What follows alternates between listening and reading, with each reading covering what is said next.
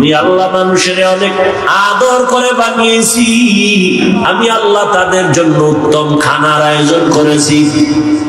গর্তের পিপিলিকা আমি আল্লাহ তার খানা আমি দেই, উড়ন্ত পাখির খানাও আমি দেই, জঙ্গলের প্রাণীর খানাও আমি দেই, নদীর মধ্যে হাজারো ধরনের প্রাণীর খানা আমি দেই, মানুষের খানাও আমি আয়োজন করেছি। তবে দুনিয়ার সব প্রাণী থেকে মানুষের খানা বড় দামি, সুস্বাদু, বড় পিওর, হালাল। এরপরও কিছু নিমক হারাম আছে, আল্লাহর দেওয়া হালালটা খাইব না। ওই কুকুরের 1000 বার বিরিয়ানি দিলেও পায়খানা না খাইলে কলিজা ঠান্ডা হয় না। দুনিয়াতে কিছু মানুষ রূপী হারামখোর আছে, হালাল খাইয়াও মদের বোতল না নিলে কলিজা ঠান্ডা হয় না। বিড়ি না টানলে ওর শরীর গরম হয় না। নাই এরকম বিড়ি খোর? আল্লাহ হেদায়েত দান করেন। আল্লাহ পাক বলেন, আমি মানুষ বানাইয়ে শ্রেষ্ঠত্ব দান করলাম, আবার মানুষের মধ্যে একে অন্যের তুলনায় মর্যাদা দান করলাম। মানুষ এত দামি করে আমি বানাইছি, এই মানুষ যেন তার সৃষ্টির শ্রেষ্ঠ মর্যাদা ধরে রেখে জীবন চালাইতে পারে। এজন্য আমি আল্লাহ 2টা ব্যবস্থা দিলাম। এক ব্যবস্থার নাম রিজালুল্লাহ, আর এক ব্যবস্থার নাম হলো কিতাবুল্লাহ। ব্যক্তি আর কিতাব। জমিনে যত ব্যক্তি আল্লাহ দিয়েছেন, এর মধ্যে শ্রেষ্ঠ ব্যক্তি রহমাতুল লিল আলামিন। আর আল্লাহ যত কিতাব দিয়েছেন, সমস্ত কিতাবের মধ্যে শ্রেষ্ঠ কিতাব কোরআনুল কারীম। শ্রেষ্ঠ ব্যক্তি, এই কথা বল, শ্রেষ্ঠ ব্যক্তিকে এই মাত্র না বলছি, ইমামুল আউয়ালিন আল আখিরিন বহরে সাদকা রাহমাতাল লিল আলামিন সাইয়্যিদুল কাউনাইন খাতমুল মুরসালিন আখির আমদ বুদ ফখরুল আউয়ালিন। কেমন একজন নবী যার কোনো তুলনা। মুসা নবী আল্লাহর বন্ধু, ইব্রাহিম আল্লাহর বন্ধু, ঈসা নবী আল্লাহর বন্ধু, দাউদ নবী আল্লাহর বন্ধু। নবী আল্লাহ কয় সব নবী আমি আল্লাহর বন্ধু, মুহাম্মদ আমার বন্ধু। তবে ব্যবধান, সব নবী রাসূল আমার আল্লাহ তাআলার আশিক, আর আল্লাহ বলেন আমি নিজে হলাম মুহাম্মদের আশিক। সব ব্যক্তিদের মধ্যে শ্রেষ্ঠ রাহমাতুল লিল আলামিন। আর আল্লাহ যত কিতাব দিয়েছেন, শ্রেষ্ঠ কিতাব কি? কোরআনুল কারীম। বলেন কি? আমি যেভাবে বলে এইভাবে বলবেন, কোরআনুল কারীম। এই দুটোটা আলহামদুলিল্লাহ আমরা পেয়েছি, কিন্তু কপাল খারাপ, চিনি না, নবীরও চিনি না, কোরআনও জানি না। অনেকের ঘরে কোরআন শরীফ আছে, 20 বছর হয়ে গেল, একদিন খুললেও দেখলো না ভেতরটা কেমন। এমন কপাল পুরছে আমাদের।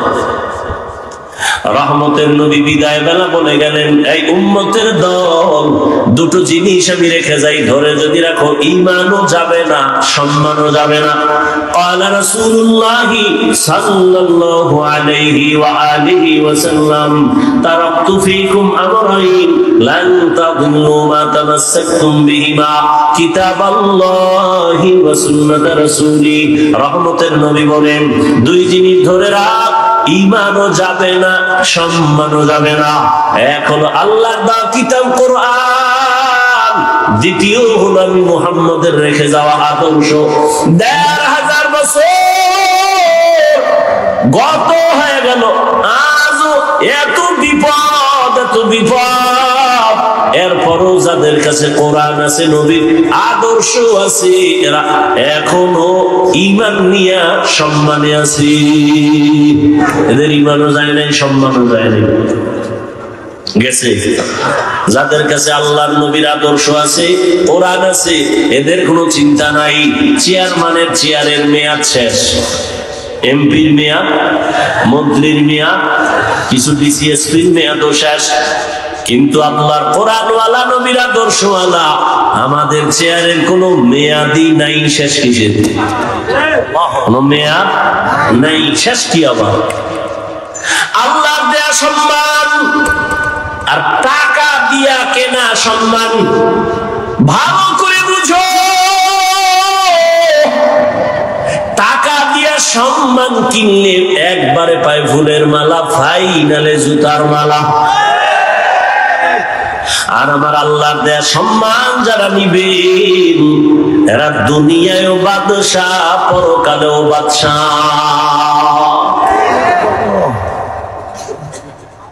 তোমার ওই সম্মান নিয়ে কি লাভ হবে? আল্লাহ হেদায়েত দান করে। আজকে গুগলে সার্চ দিবা বাসায় গিয়া, টাচ মোবাইল চালাইলে অঙ্গের কি কি ক্ষতি হয়, চিকিৎসা বিজ্ঞানীরা বাস্তবতার সাথে মিল রেখে কি থিওরি দিয়েছেন। এক মোবাইলে তোমার চোখের পাওয়ার নিয়ে যাইতেছে খবর নাই, হার্ট দুর্বল, মেধা দুর্বল, কিডনি দুর্বল, চরিত্র নাই, লেখাপড়া নাই। এই মোবাইলের কারণে মাথা ব্যথা বেড়ে গেছে, বুকে ব্যথা বেড়ে গেছে, ভয় লাগে কখন তুমি স্ট্রোক করে মরে যাও। এই মোবাইলের কারণে মায়ের সাথে বেয়াদবি করেছো, এই একটা মোবাইলকে কেন্দ্র করে বাবার সাথে বেয়াদবি করেছো, এই মোবাইলকে কেন্দ্র করে শিক্ষকের সাথে বেয়াদবি, আলেমের সাথে বেয়াদবি। এই মোবাইলের কারণে কোথাও তোমাকে কেউ ভালো জানে না, মায়ের টাকা চুরি করেছো, এই মোবাইল ঠিক রাখতে গিয়া বাবার টাকা চুরি করেছো, বাবা মায়ের টাকা না দিলে বন্ধুর পকেট কেটেছো, বন্ধু না দিলে দোকানে সম্মিলিত চুরির ষড়যন্ত্র করতেছো। কি ভালো কাজ করছো মোবাইল দিয়ে আমাকে বুঝাও। চেহারা দিয়ে তাকাইলে নূর নাই, গুনাহ সারা রাত মোবাইলে, কবিরা গুনাহ, কবিরা গুনাহ, কবিরা গুনাহ দেখতে দেখতে চেহারাটা নষ্ট করে ফেলেছো। চেহারার মধ্যে কোনো উজ্জ্বলতা নাই, লেখাপড়া নাই। আল্লাহ মাফ করুন, আল্লাহ না করুন, যদি এখন মরে যাও মনে মনে মা বাবা খুশি হইব যে একটা চরিত্রহীন, ওর কারণে মানুষের কাছে মুখ দেখাইতে পারি না, মানুষ লজ্জা দেয় যে এইরকম বেয়াদব ছেলে জন্ম দিছো কেন, ও মইরে গেছে, একটা বিপদ গেছে, কাঁদবে ঠিক, মনে মনে খুশি। তাহলে তোমার এই জীবনে কামাই করলা সবার বড়দোয়া, একটা জীবন হইল। অথচ তোমার মতোই বহু যুবক, তোমার মতোই স্কুলে পড়ে, কলেজে পড়ে, চাকরি করে, ব্যবসা করে, ৫ ওয়াক্ত নামাজ পড়ে, দাড়িওয়ালা নাই। তোমার কপালে তো খারাপ কেন? কার অভিশাপ লয়ে বইছো? আল্লাহ আমাদের সব ভাইকে হেদায়েত দান করেন। সবার আগে আল্লাহ আমাকে হেদায়েত দান করেন। আমার কলিজার প্রত্যেকটা যুবককে আল্লাহ হেদায়েতের দৌলত দান করেন। বেয়াদবি আবারও মাপ চেয়ে নিলাম। এখানে আমার কোনো ব্যক্তি স্বার্থ নেই, আছে? তোমার মোবাইল দিয়ে তোমার চোখের পাওয়ার চলে যাইতেছে। আমরা মোবাইল চালাই, মাঝে মাঝে একটু কিতাব দেখি, এখন কিছুক্ষণ দেখলে এখন ওই অন্য কিতাব পড়তে পারি না, গলায় যায় চোখ। মাথা ব্যথা, জীবনে এই পরিমাণ মাথা ব্যথা ছিল না, ইদানিং এই পরিমাণ মাথা ব্যথা, বুকে ব্যথা, হঠাৎ বুকে ব্যথা। এরপরে তো টাইম মতো ঘুম নেই। মানুষের জীবনের সব থেকে মহা এক মূল্যবান জীবন সুস্থতার ঔষধ রাতের ঘুম। এই ঘুমটা আমি মারতেছি বয়ান করার কারণে, তুই মারতেছ কি করে যাইবার চিন্তা করতো। যুবককে বলছি, আমি তো বয়ান করার কারণে রাত্রে ঘুমাইতে পারি না, আর তুই ঘুম মারছো কি কইরা সারা রাত, হিসাব করতো। একটা বেঈমানের বাচ্চাকেও যদি পাও ধরে বুঝাইতাম, তওবা করতো। তোমার কপাল কেন এত খারাপ? তুমি তো তওবা করতেই চাও না, বরং উল্টা স্লোগান দাও, কি রাস্তা দিয়ে যাইবে আর হইল, এত হুজুর ওয়াজ করলো, কারো লাগলো না, ওনারে এত লাগলো, ওনারে বাদ দাও, আকাম বাদ দিব না, হুজুর বাদ দাও। জাতির কপাল এত খারাপ হইছে, হুজুর বাদ দিবে, আকাম বাদ দিবে না, বলবে হুজুর বাদ দাও। এত হুজুরে বয়ান করলো, কারো লাগলো না, ওনার লাইগে গেছে। উনি একজন হুজুর দেশে জ্বালাইছে নতুন। হ্যাঁ, এই নতুন নতুনরা মরে গেলে আর বলনে অলাও কেউ থাকবে না। আল্লাহ সবাইকে মাফ করে দেন।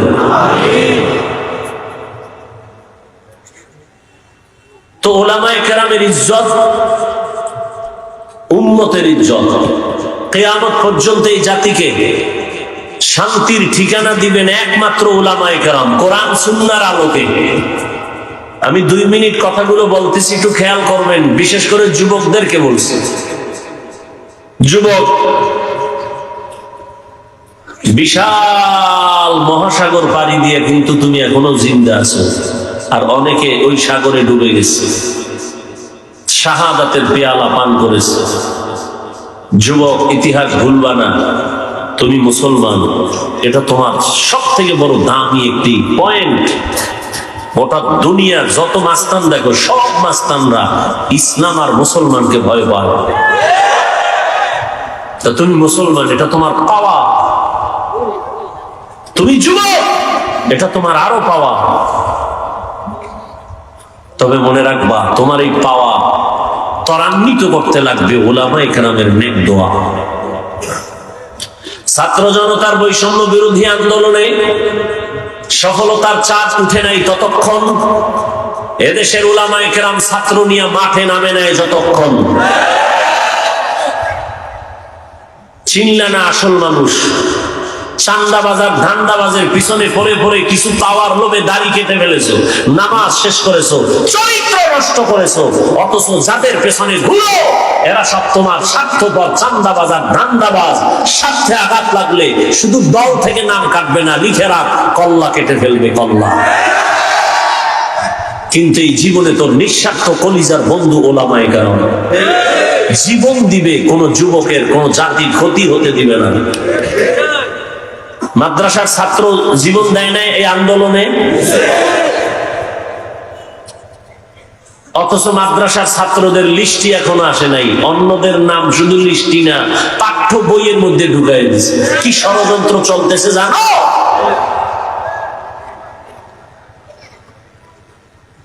ওদের নাম পাঠ্য বইয়ের মধ্যে দিয়ে দিছে, আর মাদ্রাসার ছাত্র যে শহীদ হইল এদের নাম বইয়ে দিকে দূরের কথা, লিস্টি করে না।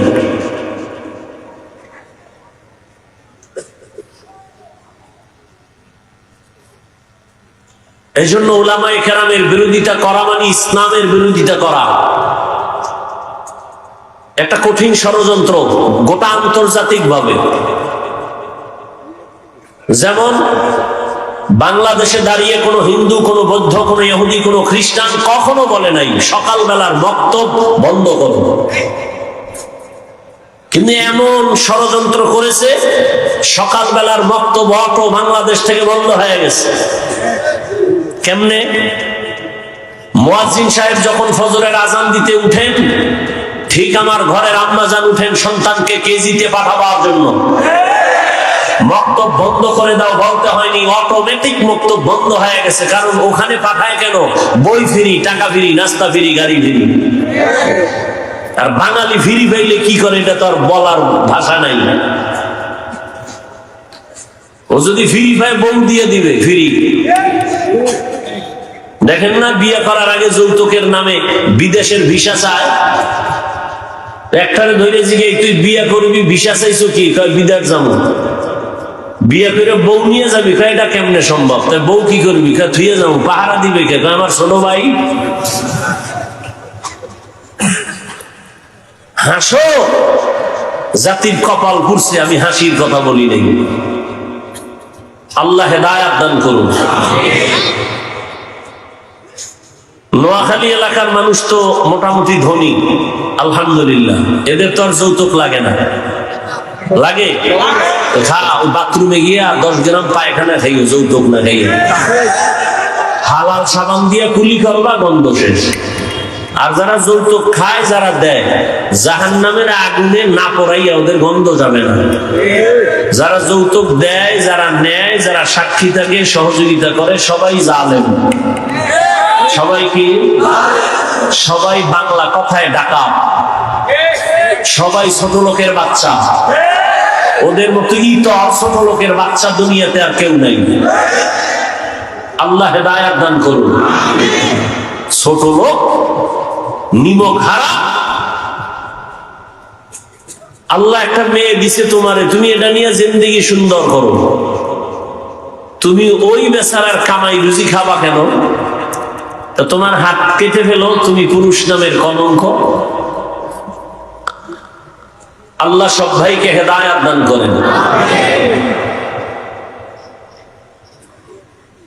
উলামায়ে কেরামের যারা বিরোধিতা করে আল্লাহ তাদের হেদায়েত দান করেন। আমি যে আয়াত পড়েছি আপনাদের সকলের পরিচিত মুখস্থ করা আয়াত, আর রহমানু আল্লামাল কুরআন খালাকাল ইনসানা আল্লামাহুল বায়ান।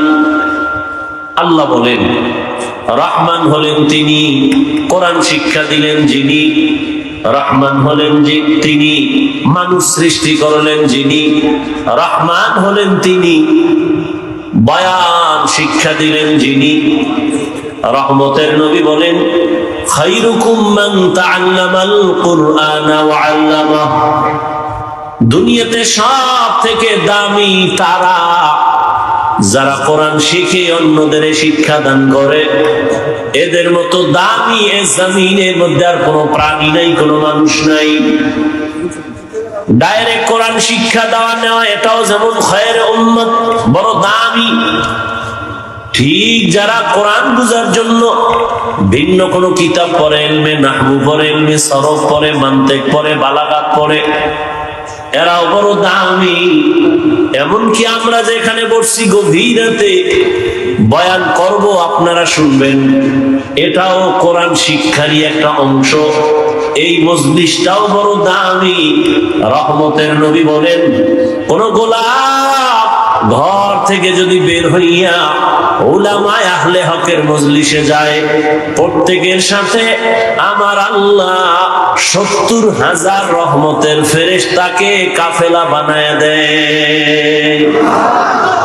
আতিনা ফি দারে দুনিয়া না হাসান, আতিনা ফি দারে উকবানা হাসান, ইয়া গিয়াসাল মুস্তাগীসিন ইহদিনা ইফতিখারা বিল উলুমে ওয়াল গিনা। এরকম একটা মজলিস আল্লাহ আরশে আজিমে মিলাইছেন ফেরেশতা দিয়া। আল্লাহ ফেরেশতাদের জিজ্ঞাসা করেন, ফেরেশতারা ধন্যপুর মাদ্রাসার মাঠের কি হালাত? বলে হাজারো মানুষ ওখানে হাজির। কেন?